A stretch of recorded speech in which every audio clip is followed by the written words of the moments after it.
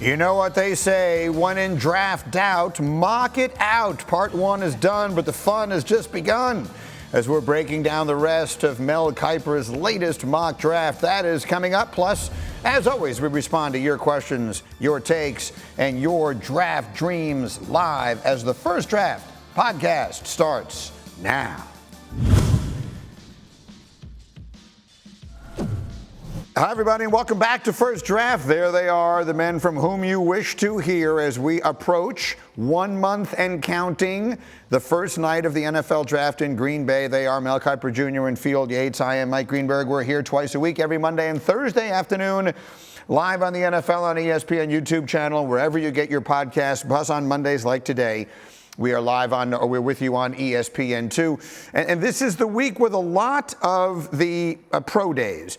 And so quickly, Mel, over the years, I mean, those have really expanded. They've grown in stature. Suddenly you're watching them live on television, all the rest of that. How much importance is there in the pro days? How much is what happens in the next few days going to impact the next mock draft? I would say quarterbacks, it doesn't mean a lot, but I do think Shedeur Sanders will be important. But I think when you look at 40 times for wide receivers, I'll give you one. This Wednesday, Emeka Egbuka, wide receiver, Ohio State, is running on Wednesday for the clock. Does he get in the 4.3s? Is he 4.48? Where is Emeka Egbuka? Something he can crack 4.4. We'll see. If that does happen, Matthew Golden's already ran a 4.29 at the Combine. He's got in the clubhouse, right? So Emeka Egbuka trying to catch up after a heck of a year, a heck of a career with the Buckeyes. So I think this is a big week for players with pro days, but particularly Emeka Egbuka, wide receiver, Ohio State. Yeah, well give me one other field. Yeah, give me one other thing you're watching for in the pro days. Yeah, so I would say that it's generally one specific area for some players. There are some guys, Greeny, where I don't really need to see a whole lot from them at their pro day, either if they stand on what they did at the Combine or they decide to redo the same exercises. I remember going to the Washington Pro Day last year and watching Rome Odunze participate in some of it and thinking to myself, what do I really care, right? It's Rome Odunze. The guy's going to go in the first 10 picks. It's just a matter of where he ends up. He ended up going 9th overall. But Emeka Egbuka running the 40, that's a good example of one. Last week, Tetairoa McMillan running the 40 at Arizona's Pro Day. Depending on whose watch you were following, perhaps as high, or I guess as low as the high 4.4s, like 4.48, 4.49, maybe even closer to 4.55 on other people's watch. So next week, or at some point soon, we have the Colorado Pro Day. I doubt Shedeur Sanders will run a 40. I'm not even sure Travis Hunter will run a 40. But those are the kind of guys in which you kind of just push aside most of what takes place at the Pro Day. I will be there, by the way, out in Boulder. Can't wait for that. Hopefully the snow has gone away, but can't wait to be out there for what should be a must-see event for all NFL executives, and especially with free agency kind of behind us, Greeny. We have more on-field presence from head coaches and GMs than you would have seen if you had been at one of the pro days that took place during that legal negotiating window. Fair enough. Okay, we're 1 month and counting to day one of the draft. Scan the QR code on your screen to access the entire First Draft YouTube playlist. Last time we broke down the top 10 picks of Mel's Mock 3.0. You can go to the NFL on ESPN YouTube channel and check those out. Today, we do picks 11 through 32, so without further ado, Round 1 of the 2025 Mel Kiper Jr. Mock Draft 3.0 is officially reopened. So it is my pleasure to declare the mock draft officially open. The pick is in.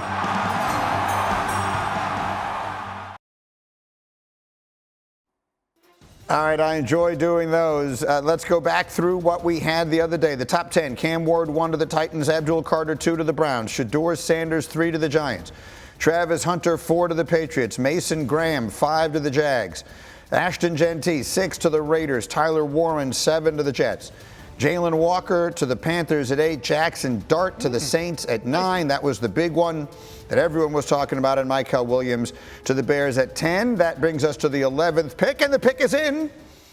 In the 2025 Mel Kiper Mock Draft 3.0, the San Francisco 49ers select Armand Membou, the offensive lineman from Missouri, who got everyone's attention at the Combine. Mel. Red-hot prospect, guys, Armand Membou. He's kind of nailed the draft process. We say the draft begins in August, September, when the games begin. That's when the 2020-25 NFL draft began. Armand Membou, from start there to finish with the Combine, has done everything well. We talk about season, All-star games, combine, pro days, all that. He has nailed the process. So with the versatility to be right tackle, guard, Pro Bowl caliber performer for the 49ers, it makes an awful lot of sense. This will be a great pick if he's still on the board. I know Young Fieldham had him going 7 to the Jets. Yeah. I had tight end Tyler Warren going there, okay, to help out Justin Fields. So the Jets will dictate what happens here, both with Membou, does he drop down here, or does Tyler Warren get into the mix maybe for the Indianapolis Colts? Maybe have them taking a tight end coming up in this mock 3.0 field. So I think Membou to me has been the guy from August. I know you were on him early. August to now has probably moved up the most of any prospect. Yeah, I would say he and Tyler Warren had the best year of improvement of any draft prospects not named Cam Ward, who we thought highly of coming into the year, but now has cemented his status as the presumptive number 1 pick.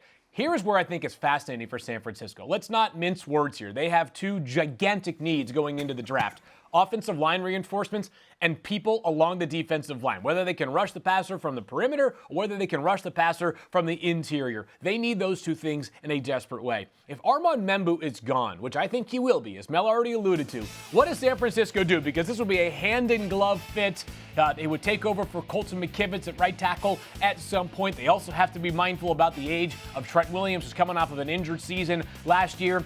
I think San Francisco is praying a scenario like this plays out, because if not, and we're going to talk about this over the next month, so many of these pass rushers are beauty in the eye of the beholder. I'm not talking about Abdul Carter at the very top of the board, but everybody else has some question marks and certainly some tremendous upside. If Armand Membou makes it to number 11, I think the 49ers take that pick, rush it right to the front, and say, Greeny, filibuster for 8 minutes. You and Kiper talk, because we got to actually find ways to make the NFL happy, despite the fact that we know exactly who we're taking. Yeah, in this scenario and this mock draft, Mel, he is the first offensive lineman off the board. The fans will want to know, is he your highest rated offensive lineman on the big board? Yeah, he's at number 11 right now. It's because Will Campbell, we talked about it all year basically, what's his arm length, and he's dropped down just a bit. Kelvin Banks Jr. from Texas, we thought back in August would be right here. Well, he didn't have the year expected, so his stock has dropped just a bit. So I think when you look at, and Josh Simmons, offensive tackle, Ohio State, was off to that great start, then the knee injury. So his stock dropped because of the medical concern. So it just fell into place almost perfectly. Yeah. Armand Membou, as I say, ideal, perfect, nailed the process. Others may have had some issues, did have some issues that have pushed them down just a bit. All right, so Banks was a player that we were talking about, to your point, in the top 5 at one point. We'll see when his name appears on Mel's mock. At number 12 at the Cowboys, Mel has them taking Omarion Hampton with the 12th pick, same as he had in mock 2.0. So that brings us to the Dolphins at 13, and you just talked about him.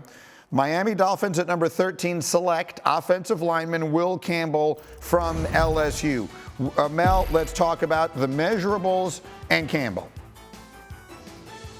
Yeah, I think the arm length is the big thing. Everybody looks at this differently, guys. I've spoken to teams in the league about this arm length issue. I'm big on it, right? Others maybe not as much. Some are huge on it like I am. But talk about outliers, he would have to be that at left tackle. But there have been some that have done it. Offensive line coaches will tell you, okay, can you utilize your arm length? Some have arm length and don't use it. Some have 33 and use it effectively, what they have. Use what you have, okay? Will Campbell does use what he has very effectively. Tremendously experienced in that LSU offense for different quarterbacks like Jaden Daniels, who was running around and creating, and then Garrett Nussmeier. And certainly, I think a guy can play the right tackle, guard. So Miami needs to protect Tua. We know that. Keep Tua upright, keep him healthy, okay, keep him off the sidelines and off watching games and having somebody else in there at quarterback. So this is all about Tua moving forward. Armstead's talked about retirement at left tackle, different things there. So you get an heir apparent there with Will Campbell, and you can move him inside. Like I said before, Jonathan Ogden was 6'8", moved inside to guard his rookie year with the Baltimore Ravens. So I think this is a guy we thought about at 4 for New England back when we started these mocks a month or two ago. Now we got him at 13. And by the way, I'm not ruling out Will Campbell going as high as 4 to the Patriots. If both Travis Hunter and Abdul Carter are off the board, that'll be my pick. If my next mock draft has no Shedeur Sanders in the top 3 selections, if the Giants sign Aaron Rodgers or something along those lines, this would be an absolute steal for the Miami Dolphins at pick number 13. I've been clear in my stance, consistent, that the arm length doesn't bother me as much as it might some others, and that's fine. By the way, 2 people can see things differently. I will add this for a bit of context. I was speaking with at an event yesterday Dante Scarnecchia, regarded by many as one of the greatest offensive line coaches ever. He, of course, helped the Patriots to 6 separate Super Bowl wins. And the arm length conversation came up.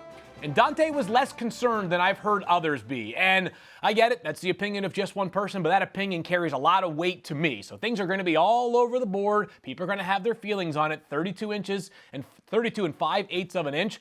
But Will Campbell in this scenario can play guard, can play tackle. Huge need for Miami. They have failed to address the offensive line adequately. This would be a massive coup for them at pick number 13. So Mel, if this was Get Up, which is the show that I host daily, I would be asking you to explain the significance of the arm length. Now, I assume that anyone who watches and listens to First Draft is a draft aficionado. Let's use instead of a negative sounding word, and they get it. But just sort of in 15 seconds, Mel, what is the significance of the arm length, and the NFL teams who will move away from him? What is it they're worried about? Well, defensive lineman, we talk about arm length. The hands on your opponent and control that opponent. Talk about violent hands, strong hands, and control. That's where you're talking about what you did in college for 4 years against the another occupation guys, the AOGs. Now you're getting into the NFL where most of those pass rushers have the arm length. We talk about how important it is for those guys. So getting into the body, important, and controlling that offensive tackle. So again, how do you utilize, and Fields right. I talked to some people said, hey, arm length, as long as you utilize what you have, some do, some don't. But I will say this, it is an outlier. It's an outlier situation. Yep. Some will say you don't draft outliers. You have to have a range, and you have to stick to it. And one thing about scouting, it's discipline. You have to be disciplined in your approach. And if you believe there's a range that's important based on the history at that position, you maintain that philosophy. You don't vary. When you start varying your philosophy and getting away from what you believe in, that's when you get in trouble. So some teams are going to be steadfast. No, arm length's not good enough. Others will say, hey, we don't think it's that big a deal. You only need one team. I do think this. He gets outside the top 10. And Field asks this, do you think he gets past 10? I do. Will Campbell, I think it's possible. I'm not counting on it. We're going to do a show that sort of assesses the likelihood of being a top 10 pick soon. Will Campbell will be a better than 50-50 bet to be inside the top 10 in my eyes by the time we get to April 24th. All right, the Indianapolis Colts are on the clock. I can give you a little hint. They're going to take a player who I absolutely love, but I fall in love pretty easily. You'll hear who it is as we continue in a moment. It's First Draft, and we're back right after this. We are back on First Draft, and we are continuing with Mel Kiper's Mock 3.0. He gave us the top 10 picks last week. We've gone through picks 11 through 13, and so at the 14 spot, the Colts are on the clock. The pick is in, and the Indianapolis Colts select the tight end from Michigan, Colston Loveland, which is a jump up from the 20s, Mel, from your last mock draft. Yeah, Colston Loveland. I don't think you want too much of a gap between Tyler Warren and Colston Loveland. Now, there are mixed opinions here as well, but hey, the bottom line is you try to build a consensus. And Colston Loveland back in August was the #1 tight end, but J.J. McCarthy moved on. Quarterback issues at Michigan. Injury with Colston Loveland, now the shoulder, right? We're talking about contested situations. Tyler Warren did a great job in that area. Colston Loveland was not quite as good, but hey, like I said, there was a quarterback issue with the Michigan Wolverines. This kid can run, he's athletic, he will stretch the deep middle, and he will be a guy, can be one heck of a weapon in the NFL. You talk about the Colts. Is it Anthony Richardson? Who's it going to be? Daniel Jones? What's going to happen there? Colston Loveland fills a need area for the Indianapolis Colts, and he gives their young quarterback, Anthony Richardson, one heck of a weapon. And he is a fear factor player down that deep middle with his combination skills about wide receiver, tight end, H-back, move him around. We talked about the Joker when we had him going down to Denver. He will not get past, you can guarantee this, he will not get past the LA Chargers with his old coach, Jim Harbaugh. I think it goes earlier than that to the Indianapolis Colts at 14. Yeah, I'm not so sure he gets to 22, but I think it's possible he gets there. That being said, this would be a great pick for Indianapolis. And I know that we are not making selections based off of historical gaps the team has had on its roster. But Indianapolis' need for a tight end is so glaring right now, in part because of what we saw last year. But also, it's been a while since they have had a difference-making tight end on this roster. I guess you could argue all the way going back to probably even further than like Coby Fleener and Dwayne Allen, the double dip they had at tight end about a decade or so ago. It's really probably Dallas Clark the last time you felt like there was an all-pro level player at tight end or Pro Bowl level player at tight end for Indianapolis. They need somebody that can do things in the middle of the field. If they're going to continue to go with Anthony Richardson as their quarterback, there are so many different things that need to be accounted for. But just having more players that he trusts in the middle of the field will be essential for Anthony Richardson. I'm with Mel. The gap between Colston Loveland and Tyler Warren is probably more narrow than people realize. I do think it comes down to what is sort of the player archetype you're looking for. Tyler Warren is going to nail you at the point of attack. This guy's going to run through you with the ball in his hands. He had 700 yards after the catch last year, did Tyler Warren. Colston Loveland's that guy that no matter who's lining up opposite him, you think you have a mismatch. If it's a safety or a corner, he's too big for a defensive back. If it's a linebacker, he's too athletic for a linebacker to cover him man-to-man. That's the movable chess piece that Colston Loveland can be for Indianapolis or somebody else. I have 2 notes on this player that I absolutely... It's a domino effect. Right. Oh, yeah. Mel, I'll give you the final word. Let me just give you 2 notes on this player that I absolutely love. One, do you know where he's from? Bliss, Ohio. The Bliss, Idaho. Pardon me. Bliss, Idaho. The population of Bliss, Idaho is 258 people. Wow. 258 people. Here's from a town smaller than the building I grew up in. I just find that a fascinating stat. The second is, Mel, even you were not working the draft the last time Michigan had a tight end go in the first round. The last Michigan tight end to go in the first round was Paul Seymour in 1973. Wow. That's how long it has been. Mel, quick final thought on Loveland, and I'll move on to the next picks. Yeah, I was 12 when that draft took place in 73, by the way, so a little early for me to start having a big board. But in terms of this whole domino effect that takes place in the draft, you guys know it very well. The 7th pick, talk about where the Jets are. The Jets impact the Chargers because the Jets take, say, Tyler Warren, then Colston Loveland probably will be gone. That's the scenario I had because I think Brock Bowers helps these tight ends. He dropped down to the Raiders, remember? Had a phenomenal rookie year, looks like a future Hall of Famer. If the Jets take Armand Membou, as Young Fielding suggests, then Tyler Warren drops down a little further. Maybe he goes here, and that drops Colston Loveland coming off that shoulder injury, right, down to where the Broncos and the Chargers. Then you got those 2 teams in the same division vying for Colston Loveland. Do the Chargers sit and wait, or do they move ahead of Denver? So it'll be really interesting and fascinating to see what happens if Loveland drops down into that mix, and that's dependent upon what happens with the New York Jets. Okay, going forward on the picks. At 15, Mel has the Falcons taking Mike Green, the pass rusher out of Marshall. At 16, the Cardinals taking Will Johnson, the corner out of Michigan. And that brings us to Cincinnati at 17, who Mel Kiper forecasts will select Shemar Stewart, defensive end, Texas A&M. Mel.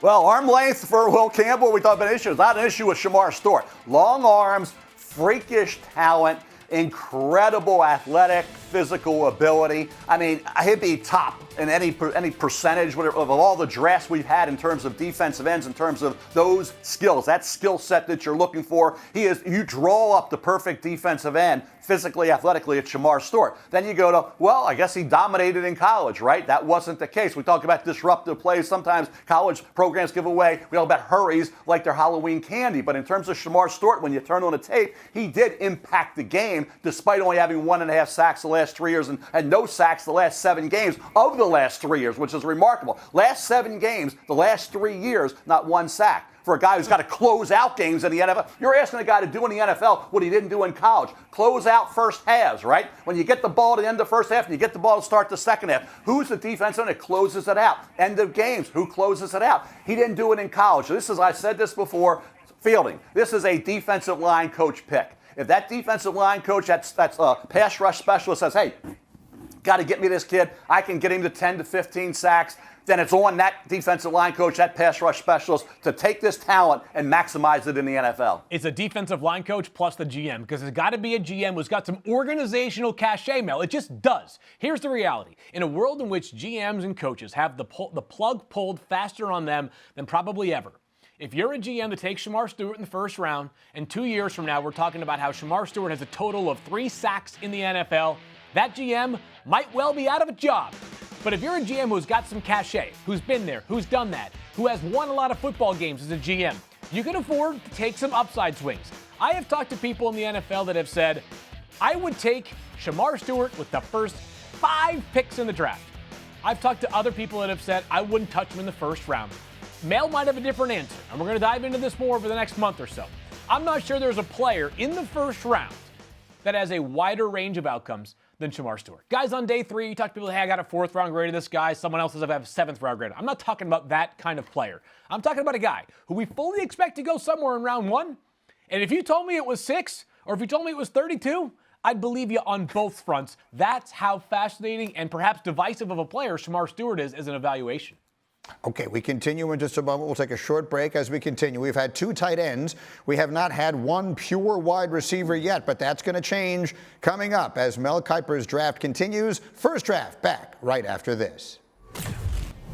We roll on. We continue on First Draft here. Mel Kiper, Field Yates. I'm Greeny. I'll clarify what I said a moment ago. We have not yet had a pure wide receiver selected in Mel's mock. I understand Travis Hunter plays wide receiver, but in my opinion, his position should just be freak. Yes. Like, I don't think they should not put a WR next to him. They should not put a CB next to him. They should just put athletic outlier, and then we figure it out from there. So we're going to get to a receiver, but not yet. We're at number 18. And with that pick, in Mel Kiper's mock draft 3.0, the Seahawks select Nick Emmanwori, safety, South Carolina. Mel, talk to me.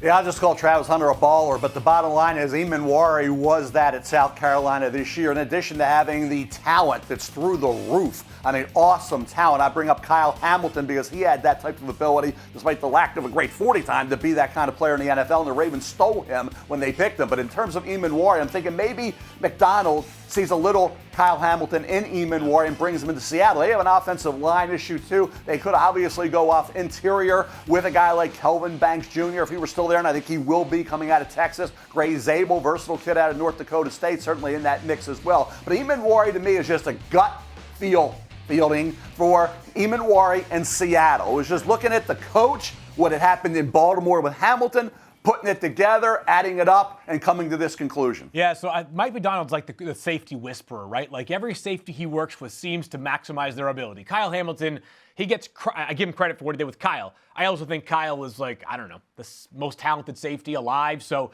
a lot of what he does is because he's Kyle Hamilton. He's kind of one of one. I've heard... You're not the only person that has drawn the Kyle Hamilton comparison with Nick Emmanwori, Mel. The irony is that the big knock, as you mentioned, on Kyle Hamilton coming out of Notre Dame was the 40 time. It was a 4.54, some pedestrian time for his safety. Emmanwori was the 4.33 or whatever it was at the combine. Kyle Hamilton, to me, just felt so much more fluid and so much more instinctive as a player coming out of Notre Dame than Emmanwori feels like right now coming out of South Carolina.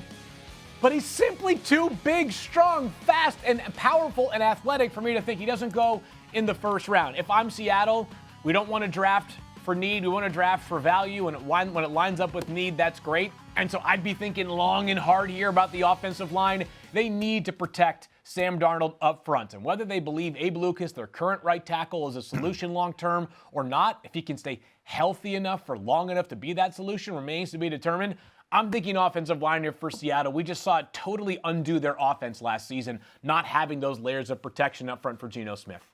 By the way, Emmanwori ran 4.38 at the combine, which is the reason that his name is in these conversations now this early. We do have a tweet here, to your point, from @Sleeper Seahawks suggesting that Emmanwori becomes Mike McDonald's new Kyle Hamilton. So all the comparisons there, Field, are well made. At 19, Mel has the Buccaneers taking Jahad Campbell out of Alabama. That is tentative because it could be subject to change. Surgery on his torn labrum. We'll have to wait and see how that goes. That brings us to 20. And I've been waiting all night. 20 picks in before we get to our first true wide receiver. But Mel, at that pick, the Broncos are selecting Tetairoa McMillan, wide receiver, Arizona. Mel. Yeah, and to Campbell to Tampa Bay with a shoulder now. Some think he doesn't drop too far. Some think maybe second round for Campbell. We'll have to keep an eye on that moving forward. But Tetairoa McMillan, T-Mac here. You talk about a guy who for Denver and for a situation with Bo Nix, that big target. Look about the Drake London comparison. 3 straight years of really good, solid, consistent productivity for T-Mac. And he will go get that contested ball with his size, his physicality, and his length. So when you look at this kid back, about 2-3 months ago, we were talking about maybe top 10 for T-Mac. I have him dropping now just a bit. I'll ask Young Fielding, where does your gut tell you? What's the range for a T-Mac? Because I got him dropping just a bit, but some still think he's going to go pretty high. Where do you have him right now, Field? Yeah, I think the range is as high as 5 and as low as 22.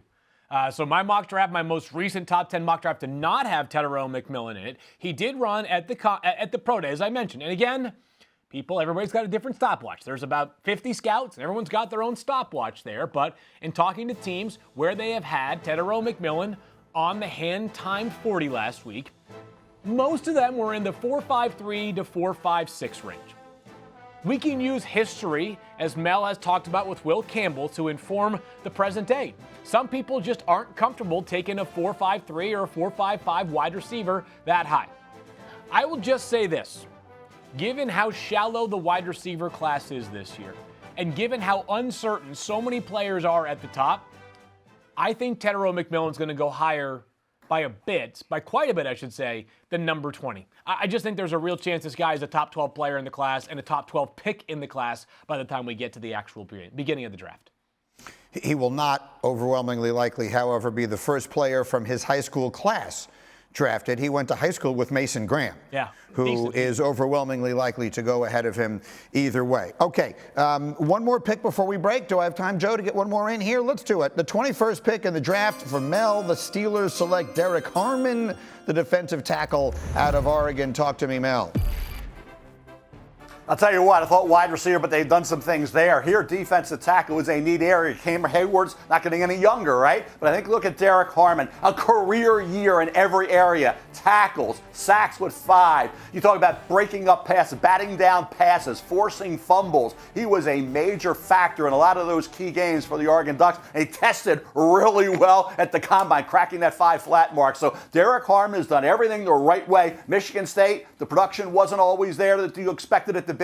He put it all together at Oregon. Then he had the great combine. All of a sudden, for the Pittsburgh Steelers, because of what they've done at wide receiver, helping that spot, right? Now you can go defensive tackle and get a guy who can be. We talk about heir apparents to Trent Williams, heir apparents to Armstead, heir apparents, right? Yeah. Cam Hayward cannot play forever. He's a future Hall of Famer. We know that. Derrick Harmon can be one heck of a player in the NFL as well. Here's the question I have on Derrick Harmon. Why are we not talking about this guy more, right? I mean, he has ideal size. He has excellent athletic ability. He was explosive and productive last year at Oregon, his one and only season there, as Mel referenced. I feel like this is kind of part of the draft cycle. There are certain players that the glitz and the glamour doesn't follow them, so you just kind of forget about him. Derrick Harmon, to me, should be an absolute lock in the first round. You mentioned he only had the 1 year at Oregon. He is from Detroit, started his career at Michigan State. We'll take a short break and we'll continue Mel's mock draft 3.0 as we work our way through the later picks in round 1. That's coming up next on First Draft. Well, we're back on First Draft, and you know they say that things sometimes come in bunches. I mentioned that we didn't have any wide receivers so far, and then all of a sudden T-Mac went, Tetairoa McMillan, and now they start coming fast and furious. Here we go. Mel's next pick is at 22, and the Los Angeles Chargers select, speaking of fast, Matthew Golden, wide receiver, Texas. Talk to me, Mel. He was golden all year, coming over from Houston Cougars, the underrated transfer portal addition. Isaiah Bond did not get it done to the level expected. Same thing at the Combine. Who ran the great 40? Not Bond, who was predicted to run the great 40. It was Matthew Golden with that 4.29 on the heels of a great season with Quinn Ewers at Texas, on the heels of 2 great years with the Houston Cougars, one of which was when 2021 when he was just a young receiver with the Cougars. Matthew Golden has rocketed up draft boards from August to where he is right now. Again, a kid who nailed the process. Productive during the season, outshines Bond, becomes the go-to guy, runs a 4.29 when everybody thought it'd be around 4.4, 4.45. Forget that. 4.29 is blistering. So Matthew Golden for a team that needs more weapons. And you think about what McConkey was able to do last year coming in, more weapons for Justin Herbert. Matthew Golden would be that guy and would give them an opportunity to score more points. And like I say, help out McConkey as well. Great call here, Mel. One thing I want to note about Matthew Golden is I think when we hear 4.29, everybody thinks that the fast part of Matthew Golden's game is the straight line speed, right? When he's running past players, either in the open field or on a fly route. That's part of it for sure.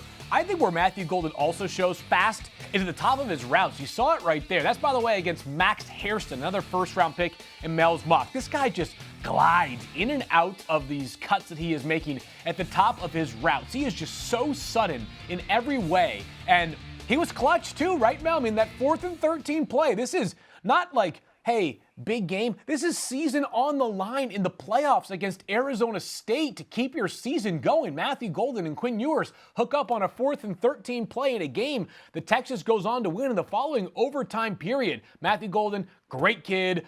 incredibly fast and sudden, big football player, a big-time football player in terms of the clutch production moments this past season. 22 feels like maybe the low point here for Matthew Golden. Wouldn't surprise me if he creeps inside the top 20 as well. You know what? I should rephrase that. Not the low point for Matthew Golden, but maybe the median point for Matthew Golden, because he's had a great pre-draft process. All right, and we have more receivers coming here. Let me get to the next pick here. The 23rd pick in the draft, the Green Bay Packers select Emeka Egbuka, wide receiver, Ohio State, a name we've been hearing since the very beginning of the year. Mel, take us through that, and then I'll see what Twitter has to say about it. Mel. Yeah, I think that 40 time that Golden posted, when you watched him, you thought he was maybe 4.45, right? Well, he runs 4.29, but I think Emeka Egbuka, the same type of thing. You're thinking 4.45, 4.48. There's talk out there he could crack 4.4. Well, if he does, based on the year he had, the career he had, Emeka Egbuka, we say professional receiver. What does that mean? He's not about flash. He's not about drama. He's not a diva receiver. He's just going to go to work every day, early, leave late, run precise routes, catch the football when it's thrown to him, block as well, help that running game, help receivers after the catch, unselfish performer. I thought it'd be great for the Steelers, but they've made additions, so you go away from that and you go to Derrick Harmon. Here we drop Egbuka down to Green Bay for Jordan Love, an emerging quarterback, waited in the wings. Now he's the guy. Emeka Egbuka adds to a receiving core that has one key guy, Watson, off the injury. Now you get a guy who'll be ready to go, and I think Wednesday is going to be important. If Emeka Egbuka cracks 4.4 field, he may not be here at 23. Go back, Golden ran 4.29, may not. Emeka Egbuka runs into 4.3s. Maybe not. But hey, I said it's reminiscent of a few years ago with Smith and Jigba, with Johnston, the great Zay Flowers, and certainly and Jordan Addison all went boom, boom, boom. I think it was like 20, 21, 22, 23 in that area. That's what I'm thinking here. But Golden and Egbuka, because of 40 times, may jump up just a bit. Well, and how they relate to each other is the subject of this question from Joe Mitchin753, who most certainly sounds like a Packers fan. He's concerned about them taking another slot receiver in Egbuka. He writes, especially if Golden or McMillan is still on the board that late. So, Field, I'll come to you. If either T-Mac or Golden is still there, would you see the Packers going that direction ahead of Egbuka? Hey, Joe, I got some news for you. You're hired, because you're right. Kiper's got it wrong here. Another slot receiver to Green Bay. I mean, don't we have enough with, we had Jaden Reed, who's been excellent for them out of Michigan State the past couple of seasons, and Dontavian Wicks, a big slot out of Virginia. We need more verticality down the field. We have missed Christian Watson, who has been far too inconsistent in terms of his availability during the 3 seasons of his career. I would prefer a Tetairoa McMillan for this Green Bay offense. I think it gives them more of what they need. But in Mel's scenario, both of those players are already off the board, so neither is available. I also be thinking long and hard about a corner and also a pass rusher for Green Bay in round 1. I felt as though last year, one of the things that happened because of the personnel Green Bay had, both up front and in the secondary, is they got away from the roots of Jeff Hafley. He wants to attack you. He wants to blitz you. This is not Todd Bowles, but he's willing to get aggressive on defense. They ended up tying for the highest percentage of snaps played in zone coverage last year. I think a lot of that was they just didn't have the pass rush to get home consistently enough to allow those players to play man coverage on the back end. So to me, whether it's a pass rusher or a corner, take your pick. Green Bay would be well suited to address the defense at 23. Okay. Yeah. Mel, go ahead, Mel. I'll give you 1 second One thing for real rebuttal. quick, Greeny. Yeah. Egbuka, to me, can play anywhere. This notion you got to pigeonhole him, he's a slot guy, is ridiculous. And if he runs that 40, that vertical ability is better. But to Fields' point, I almost went corner here. Barron from Texas has got a great year, great draft process. If Barron's around, I'm with you on corner. I think corner is an area they've also picked up some pretty good receivers in round 2 along the way the Packers had. Go back and check that. So their history tells you maybe they do corner. I'm with you, Field. I almost went corner here. I had to get Egbuka off the board, having the Green Bay. But corner is a neat area. Would not shock me that corner is the pick here for the Packers at 23. We have really good players still to come and teams that desperately need them. We will finish up Mel Kiper's mock 3.0 as we continue First Draft in just a moment. We continue first draft. This is Mel Kiper's Mock Draft 3.0. We did the top 10 picks in our last podcast of last week, and we're running through the rest of round one here today. We've arrived at number 24. Let me run through a couple of the picks that Mel likes here. At 24, he has the Vikings taking Texas cornerback Jahdae Barron. At 25, the Texans taking Ohio State's Josh Simmons. At 26, the Rams taking the cornerback Azareye'h Thomas from Florida State. At 27, the Ravens, taking Georgia safety Malachi Starks. And that brings us to the Lions at pick 28. If ever a team needed defense, it was the Lions at the end of last year. And in this mock draft, Mel has the Lions taking James Pearce Jr., linebacker, Tennessee. Mel, take it away. Yeah, sometimes we lose sight of who the good football players are. By the way, Malachi Starks will be a great pick for the Ravens at that point. For James Pearce Jr. is a guy, we talk about the word polarizing, and it's different opinions. The field mentioned there's certain players where you talk to teams in the league and you hang up the phone and your head's spinning. Or you hit, or on a cell phone, I should say, you don't hang up, right? You don't hang. I'm the old days with my landlines and all that, so I'm hanging up. Everybody doesn't know what hanging up the phone means anymore. But in terms of James Pearce Jr., you're all over the place. Some think he's second round. Some think he could go top 20, top 15, based on the pass rush potential and that ability off the edge that he has shown with the Volunteers in the SEC. He's got the length. He's got the ability to be disruptive. He can close. He ran that 40 time, which was impressive at the Combine. But again, Fielder, you hearing the same things? So I tell you, I've talked to 4 different people that I respect a lot. Yep. And opinions on where he'll go are all over the place. And I just put him in the late first because I said, I think that's where he's going to go. Others say second round. What are you hearing? You know what? That must be why Mel didn't respond to my phone call yesterday, because he was too busy talking to people that actually matter within the NFL. I had an hour and 45-minute car ride yesterday. I figured, let me call up my guy, Mel Kiper Jr., and talk about some players and where they end up on the big board. No answer. That's okay. It's not personal, I'm sure. Right, Mel? That being said, James Pearce Jr. is definitely one of those guys that opinions are everywhere. And I would just say this. On the Lions specifically, I have a harder time buying this one just because I feel like a Lion is a guy who plays with an edge and a tenacity and a hair-on-fire mentality every single snap. Didn't see enough of that from James Pearce this past year. Now, if you look at some of the metrics that people believe in, like edge pressure percentage for James Pearce, that's where it's excellent. I believe it was only second to Abdul Carter in terms of edge pressure percentage this past year. The guy just finds a way to get home. He is big. He is light on his feet. He ran that 4.47 40. The question is, are you going to get full tilt James Pearce every single snap? That was not the case this past year at Tennessee. On top of that, is this going to be one of those players that offenses say the antidote to James Pearce is just running the football right between the 2 and the 7 on his uniform for 60 minutes, and you can just neutralize him that way. But if you get him in a system, if you get him to a team who needs to rush the passer a lot because they are up big and trying to protect leads, I have no doubt that James Pearce will be one of the most disruptive pass rushers in the entire class. There's a case that James Pearce is the second highest ceiling of rushers in this year's class behind only Abdul Carter. That's how talented and athletic James Pearce is. And 2 years ago, he was great to the point that we were talking about him as maybe the number 1 overall pick in this year's class. And there are another player we're going to come to in a moment also falls in that category. Let's round out the first round here at number 29. Mel has the Commanders taking Kentucky corner Maxwell Hairston. We saw him briefly earlier in the show. At number 30, the Bills taking Michigan defensive tackle Kenneth Grant. They have 2 really good defensive tackles in this draft. And then we get to number 31. And with that pick, Kansas City, according to Mel, will take Kelvin Banks Jr., offensive tackle, Texas. And to the point that Field was just making, Mel, when we started this season in September, we were talking about this player in the top 5.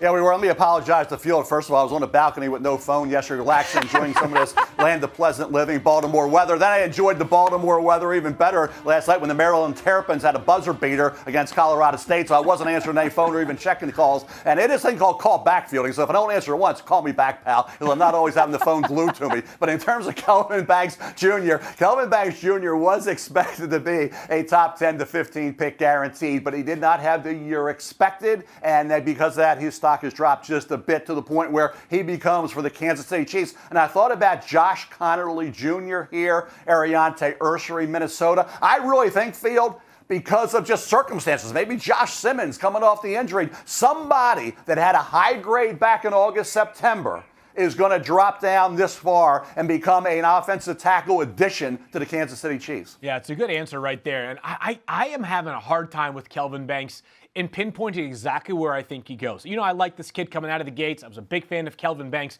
And Mel, the same sentiment is shared by a lot of people. Just wasn't as good this year.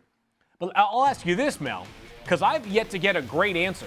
Is there a specific trait that evaluators have said, well, it wasn't as good this year, and it turns out like, the footwork wasn't that great or the arm length? No, none of those things to me are big red flags for Kelvin Banks, which is my way of saying that while you talk to some people and they still think it could be more late one than early one, I still think there's a chance Kelvin Banks goes right in the middle of the first round. Like, he's got 85-inch wingspan, I think the arms are 33 or 33 and a half. They're above 33. They're 33 or above, I can tell you that. Nearly an 85-inch wingspan, mass. I mean, that's just huge for him. He's got great feet. He's got tons of experience, and he was one of the critical catalysts that turned Texas football around. Like, I know this draft is about finding guys who have specific athletic traits, but you're also looking for dependable people, and I keep coming back to this, like, how many guys are going to make you lose sleep less than Kelvin Banks, right? He's just a really good football player and an outstanding young man,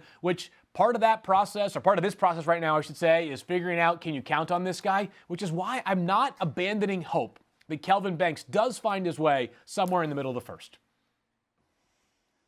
I'll say this, Field. This is my thing about Kelvin Banks. He played football at a high level early on, right? Yep. So we're watching him and we're thinking automatic. He's going to be Tony Baselli, Jonathan Ogden, Orlando Pace, Jake Long. He's going to be in the mix to maybe be the top 5 pick in the draft. And you expected those dominant performances week in and week out. And when you don't see it, do you overreact and move him down too much, then banged up late in the year? So I think you look at Kelvin Banks Jr. this year didn't really turn out the way you had hoped. That's the bottom line. Just didn't turn out the way you had hoped based on where he was, where he has been, and then where you expect him to be this year, which was in line to be one of the elite players in this draft. So I guess you overcompensate. You say, okay, boy, I expected greatness. I expected domination. When I didn't see it, now I move him down. Maybe you move him down too much. Maybe it'll even out by the time we get to April 24th. I thought about Seattle. You think about Kelvin Banks. You mentioned the traits, Field. You can kick him inside to that guard spot as well. So he's left tackle. He can become a guard. I thought Seattle would be. I mentioned it with the Seahawks. Emmanwori was a gut feel.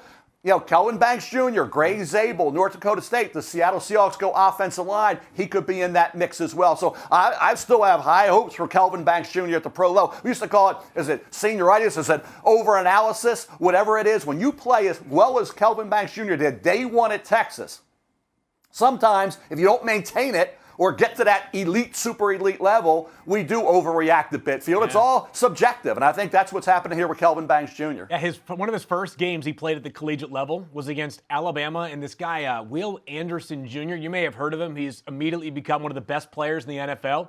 Go back and check the tape on that one, and you tell me who won. The answer is the true freshman Kelvin Banks, who had an excellent performance against Will. And this is, not to make this the same point I make 5 times a show, but it's such a weird draft, right? There's not 5 offensive tackles ahead of Kelvin Banks, where you've got Joe Alt and Olu Fashanu and J.C. Latham, where you're saying that's a clear cut above. I mean, we have nitpicking questions about Will Campbell and Armand Membou and every other offensive tackle ahead of Kelvin Banks. And that's why I, at least personally, have not abandoned the hope that I was just mentioning, that maybe he settles in right around the first 15 to 18 picks. Well, to the point, Field, that you made earlier, he won the Lombardi Award, which is like a Spirit of Vince Lombardi kind of thing that they give out. So obviously he's, like a hair on fire kind of player and all that kind of stuff.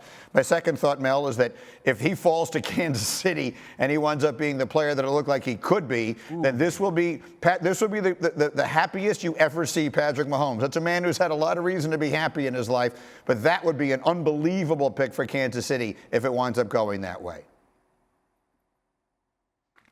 Yeah, and I think it's going to be some offensive tackle, and I really believe Josh Connerly Jr. I left out of here, and a lot of people are thinking first round. He played like it at Oregon this year. Cornelius, the right tackle, I think will be a really good third-round pick for somebody, but Josh Connerly Jr. didn't make the mock 3.0. Josh Simmons would have been top 10 had he gone. Can you imagine if he had gone through that gauntlet that we were raving about, what Donovan Jackson did, moving from guard to left tackle? What if Josh Simmons would have continued on? Because when he got hurt, remember, it was the Oregon game, right? You think about that game on October 12th. there weren't a lot of great opponents prior to that, a lot of great opportunities for evaluation games for Josh Simmons. The games he missed, there were 8 games. Or 9 games, like it was, that would have been great evaluation games for Josh Simmons. And it became, we were talking about Donovan Jackson because he did such a great job. I said he could have been the MVP. Yep. So Josh Simmons, because of that injury, missed out on what to build on that great year where he eliminated the penalties, which had been a problem. He became a consistent, great left tackle, wasn't allowing any hurries, pressures, nothing. He was lights out. Had he done that with that gauntlet, Josh Simmons would have been up in that top 5, top 10 guaranteed. And now we're talking about where does he go? And to Greeny's point, Kansas City is going to have a really good offensive tackle, I believe, fall right in their lap. And then finally here, Field, the Eagles round out round 1 by taking Ole Miss defensive tackle Walter Nolan with the final pick of the first round. So, Field, I'm putting you on the spot. Yeah. If there is one player that you are most confident you would bet that palatial estate of yours in Connecticut is going to be in round 1 that Mel didn't put in this mock draft, who would that player be? Well, I called upper management last week about this already, so I'm confident. It's Donovan Jackson from Ohio State. Where the heck is my guy, the MVP of the team this year? Mel knows how much I love this Donovan Jackson. Not just a big, powerful guy as well, but he showed by playing left tackle for the national champions and being borderline flawless in the college football playoff that he's more than athletic enough to play in a zone system if he's a guard or even left tackle if you need it. Again, upper management hasn't responded as of yet, but I am still waiting for a justification for no Donovan Jackson. Yeah, Field, we haven't expanded the 42 teams yet. There's only 32 players. Okay, okay. Perfect spot to end it. Always leave them wanting more. That's it for this edition of First Draft. Don't forget, scan that QR code, like and subscribe to the podcast. Tune in every Monday and Thursday for full draft analysis and send us your questions using the hashtag First Draft for a chance to be featured on the program. You just watched part 2 of our breakdown of Mel's mock. Head to that NFL on ESPN YouTube channel to see part 1. For Mel and Field, I am Greeny. Thanks for being with us. We'll see you later this week.